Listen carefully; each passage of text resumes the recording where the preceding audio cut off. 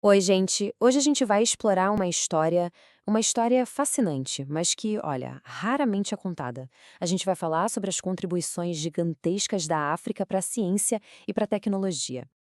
Sabe, quando a gente pensa na história da ciência, parece que já tem um roteiro pronto, né? Aquele que todo mundo conhece. Começa lá com os gregos, aí passa pelos romanos, dá um pulo para o Renascimento na Europa e pronto, chega no mundo moderno. É basicamente a história que a gente aprendeu na escola. Então, e se essa história, por mais que seja importante, tivesse, sei lá, um capítulo faltando? Um capítulo inteiro que foi simplesmente ignorado. A verdade é que o quadro completo é muito, mas muito mais rico.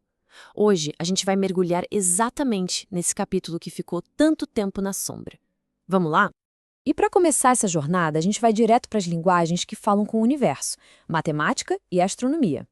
E olha, muito antes do que a maioria das pessoas imagina, já existiam civilizações africanas decifrando esses códigos celestes. E aqui a gente já vê um contraste gritante. De um lado, tem a história que a gente sempre ouve, super focada na Europa. Do outro, a realidade que as evidências mostram. As raízes dessa ciência são, na verdade, bem mais antigas e diversas, com uma base super sólida lá no continente africano. Pensa só no Antigo Egito, por exemplo.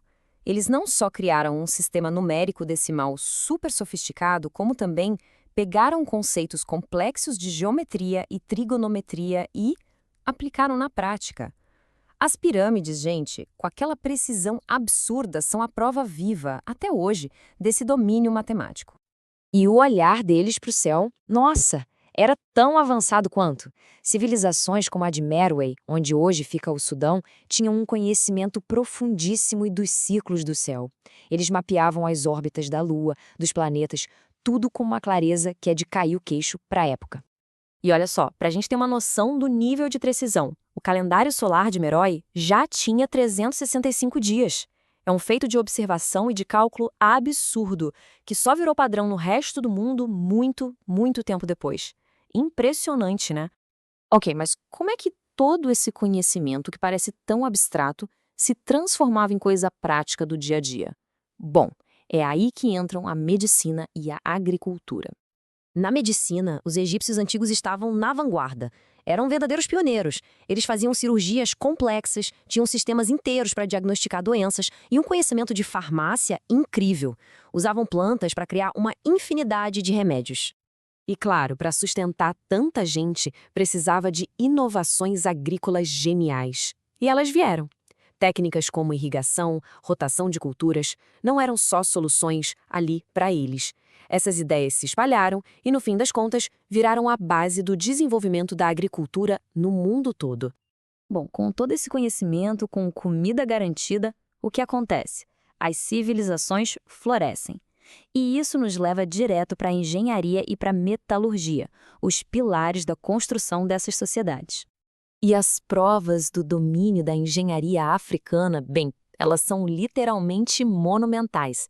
A gente consegue ver até hoje, desde as pirâmides do Egito, que dispensam comentários, até as estruturas supercomplexas de cidades como Timbuktu ou as mesquitas de barro de Djenné, que são de tirar o fôlego.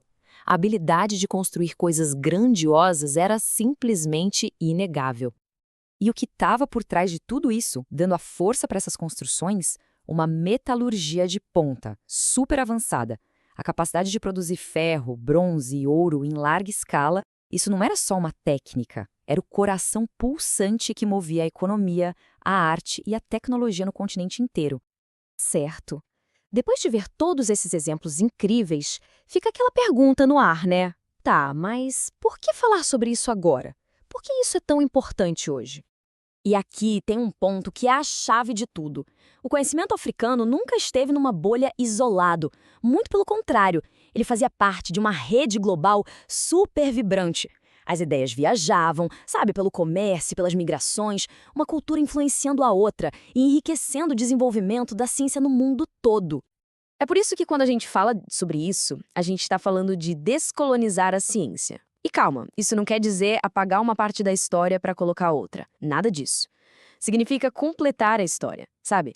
Construir uma visão mais honesta, mais justa, que celebra a inovação, não importa onde ela tenha surgido. Porque no final das contas, quando a gente celebra esse legado, não é só para corrigir um livro de história. É para construir um presente e um futuro melhores. É promover um ambiente mais justo e inclusivo na ciência de hoje e inspirar uma nova geração com uma história da criatividade humana que é, de verdade, uma história de todo mundo. A verdade é que a história da ciência africana é um campo super vivo, sempre com coisa nova sendo descoberta. E isso deixa a gente com uma pergunta final para pensar. Se tanta coisa ficou escondida por tanto tempo, o que mais a gente ainda não sabe?